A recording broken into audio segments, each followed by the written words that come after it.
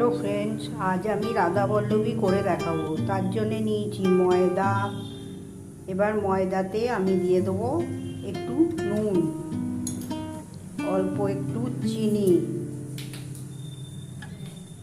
আর ময়ান দেওয়ার জন্য একটু তেল,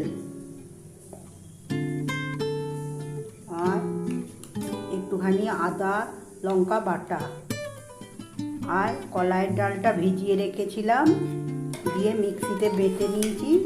সেই কলাইয়ের ডালটা দিয়ে দেবো।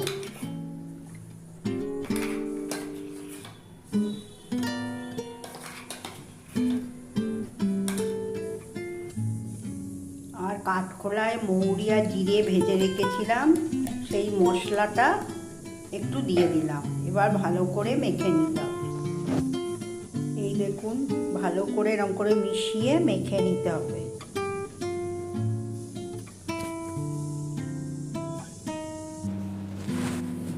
এই দেখুন, আমার মাখা হয়ে গেছে। এবার এতে একটু তেল দিয়ে রেখে দেবো। তেল দিয়ে দিলাম, দিয়ে হাতে করে ভালো করে বুলিয়ে রেখে দেবো ঢাকা দিয়ে। আর এই যে আমার পুর রেডি হয়ে গেছে।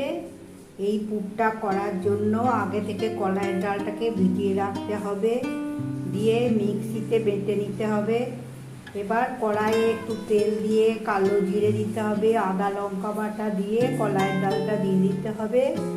আর ওতে একটু ওই মৌরি জিরে গুঁড়ো বাটা, আর একটু নুন মিষ্টি, আর একটু ঘি দিয়ে ভালো করে নেড়ে চেড়ে এরকম শুকনো শুকনো পুরটা করে নিতে হবে।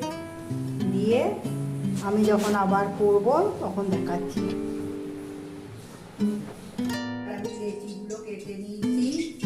এবার পুর ভরবো। এই যে এরকম করে গোল করে নেবেন, দিয়ে এই যে পুরটা দেবো, দিয়ে এইভাবে মুখটা বুঝিয়ে লেইগুলো সব করে নেব।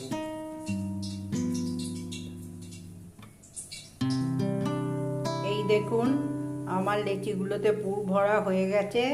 এরপর আমি বেলে নেব। এইভাবে বেলে নিতে হবে আস্তে করে চাপ দিয়ে।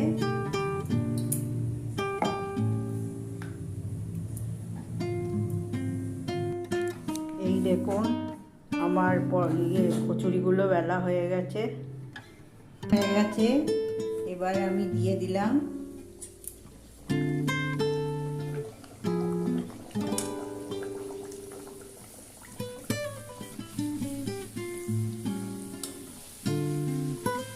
এই দেখুন,